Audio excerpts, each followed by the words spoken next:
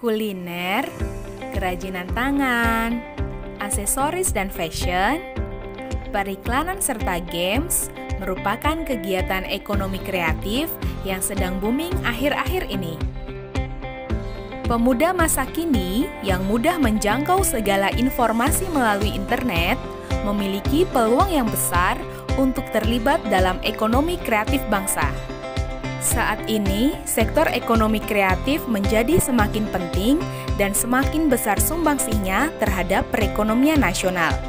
Berikut adalah fakta dan datanya.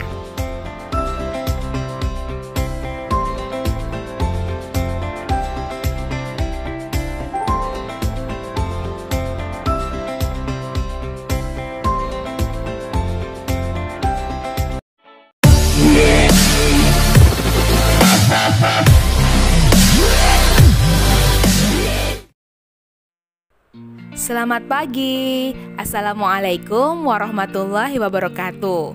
Bagaimana kabar kalian semua hari ini? Semoga kalian semua dalam keadaan sehat ya. Dan tentunya harus selalu tetap semangat. Setelah pada pertemuan sebelumnya kita sudah membahas tentang perdagangan internasional, hari ini kita akan melanjutkan materi kita, yaitu tentang mengembangkan ekonomi kreatif berdasarkan potensi wilayah untuk meningkatkan kesejahteraan masyarakat. Oleh karena itu, simak baik-baik ya. Konsep ekonomi kreatif. Apa sih yang dimaksud dengan ekonomi kreatif itu? Ekonomi kreatif adalah sebuah konsep bidang perekonomian di era ekonomi yang baru dengan mengutamakan kreativitas dan informasi yang mengedepankan sumber daya manusia yang memiliki ide dan pengetahuan yang digunakan sebagai faktor utama dalam produksi. Adapun karakteristik dari ekonomi kreatif yaitu ada 4. Yang pertama, kreasi intelektual, mencakup kreativitas, keahlian, dan talenta. Yang kedua, berbasis pada ide atau gagasan. Yang ketiga, pengembangannya tidak terbatas pada bidang usaha. Dan yang terakhir yaitu konsep yang dibangun bersifat relatif. Ada apa saja sih sektor ekonomi kreatif itu? Pemerintah mengidentifikasi lingkup industri kreatif mencakup 14 subsektor, yaitu meliputi periklanan, arsitektur, pasar barang seni, kerajinan, desain, fashion, video, film dan fotografi, permainan interaktif, musik, seni pertunjukan, penerbitan dan percetakan, layanan komputer dan software, televisi dan radio atau broadcasting, dan yang terakhir ada riset dan pengembangan. Mari kita bahas satu persatu ya. Sektor pertama yang akan kita bahas yaitu tentang periklanan. Coba kalian perhatikan, sekarang banyak sekali kan iklan-iklan dengan konsep kreatif. Nah, kegiatan periklanan kreatif ini sangat memanfaatkan media dalam proses pendistribusiannya. Kegiatan periklanan merupakan komunikasi satu arah dengan menggunakan medium tertentu. Kegiatan ini bisa meliputi proses kreasi, operasi, dan distribusi dari periklanan yang dihasilkan. Periklanan ini bisa berupa iklan TV, radio, brosur, iklan sosial media, spanduk, dan lain-lainnya untuk memasarkan produk atau jasa. Sektor ekonomi kreatif selanjutnya adalah arsitektur. Ekonomi kreatif dan arsitektur berkaitan dari segi desain.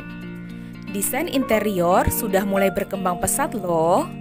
Tidak hanya untuk desain di rumah, tapi juga untuk desain perkantoran atau ruang publik lainnya. Sektor yang ketiga adalah pasar barang seni. Kegiatan ini berkaitan dengan perdagangan barang-barang asli, unik, dan langka, serta memiliki nilai estetika seni dan sejarah yang tinggi, melalui lelang, galeri, toko, pasar swalayan, dan internet. Sektor yang keempat yaitu kerajinan. Kegiatan ini berkaitan dengan kreasi, produk, dan distribusi produk yang dibuat atau dihasilkan oleh tenaga pengrajin yang berawal dari desain awal sampai proses penyelesaian produknya.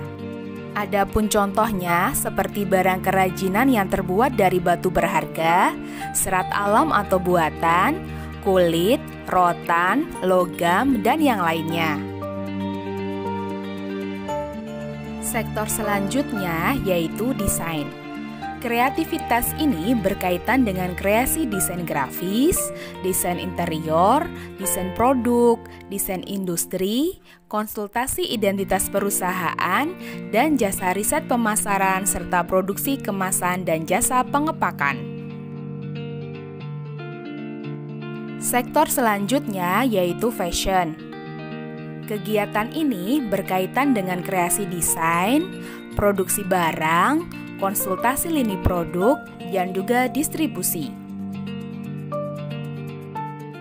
Sektor video, film, dan fotografi merupakan kegiatan yang berkaitan dengan kreasi produksi video, film, dan jasa fotografi, serta distribusi rekaman video dan film. Mencakup juga di dalamnya ada penulisan skrip, dubbing film, sinematografi, dan lainnya. Sektor yang kedelapan yaitu permainan interaktif atau game. Kegiatan ini berkaitan dengan kreasi, produksi, dan distribusi permainan komputer dan video yang bersifat hiburan, ketangkasan, dan edukasi. Sektor permainan interaktif bukan didominasi sebagai hiburan semata-mata, tetapi juga sebagai alat bantu pembelajaran atau edukasi. Sektor musik. Sektor ini berkaitan dengan kreasi atau komposisi pertunjukan, reproduksi, dan distribusi dari rekaman suara. Sektor showbiz atau seni pertunjukan merupakan kegiatan yang berkaitan dengan usaha pengembangan konten dan produksi pertunjukan, misalnya pertunjukan wayang, drama, musik, dan yang lainnya. Sektor penerbitan dan percetakan. Kegiatan ini berkaitan dengan penulisan konten dan penerbitan buku, jurnal, koran, majalah, dan yang lainnya, serta kegiatan kantor berita dan para pencari berita. Subsektor ini juga mencakup penerbitan perangko, materai, uang kertas, dan juga penerbitan foto, percetakan lukisan, dan lain-lain. Sektor yang ke-12 yaitu layanan komputer dan piranti lunak atau software. Kegiatan ini berkaitan dengan pengembangan teknologi informasi, termasuk layanan jasa komputer, pengolahan data, pengembangan database, dan yang lainnya. Sektor yang ke-13 yaitu televisi dan radio. Kegiatan ini berkaitan dengan usaha kreasi produksi dan pengemasan acara televisi seperti kuis, reality show, infotainment, dan yang lainnya. Kegiatan ini juga mencakup penyiaran dan transmisi konten acara televisi dan radio. Sektor yang terakhir yaitu riset dan pengembangan. Kegiatan ini berkaitan dengan usaha inovatif yang menawarkan penemuan ilmu dan teknologi serta mengambil manfaat terapan dari ilmu dan teknologi tersebut. Adapun contohnya seperti penelitian dan pengembangan bahasa dan sastra, seni, serta jasa konsultasi bisnis dan manajemen. Perkembangan ekonomi kreatif di Indonesia. Industri kreatif sudah ada sejak lama di Indonesia. tetapi dulu masih disebut dengan istilah ekonomi industri dan ekonomi informasi. Penggunaan istilah ekonomi kreatif dimulai pada tahun 2001, yaitu ketika Joe Hawkins menerbitkan bukunya yang mengulas tentang industri kreatif. Ekonomi kreatif muncul sejak masa pemerintahan Presiden SBY dan berlanjut pada pemerintahan Presiden Joko Widodo sekarang ini. Selain itu, kemunculan industri di Indonesia juga dikarenakan mulai adanya Masyarakat Ekonomi ASEAN atau MEA yang sudah berkembang beberapa tahun sebelumnya.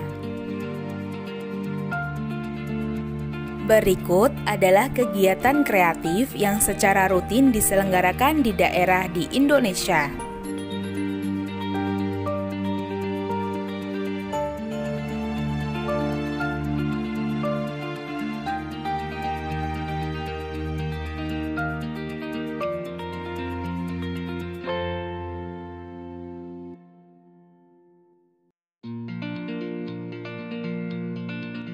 Upaya yang dilakukan untuk meningkatkan ekonomi kreatif di Indonesia. Berdasarkan UUD 1945, pasal 33 ayat 1, 2, dan 3, strategi pemerintah untuk meningkatkan ekonomi kreatif antara lain 1. Menyiapkan insentif, yang kedua, membuat roadmap industri, yang ketiga, memberi perlindungan hukum, yang keempat, membuat program yang komprehensif, dan yang terakhir, membentuk Indonesia Creative Council. Sedangkan upaya pengembangan yang dilakukan oleh Kementerian Perdagangan antara lain sebagai berikut.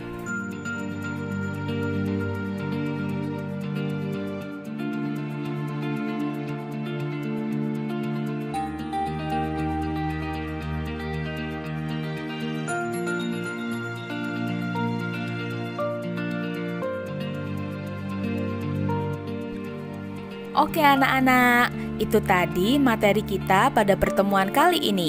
Semoga bisa dipahami ya. Terima kasih atas perhatiannya. Sekian saja. Wassalamualaikum warahmatullahi wabarakatuh.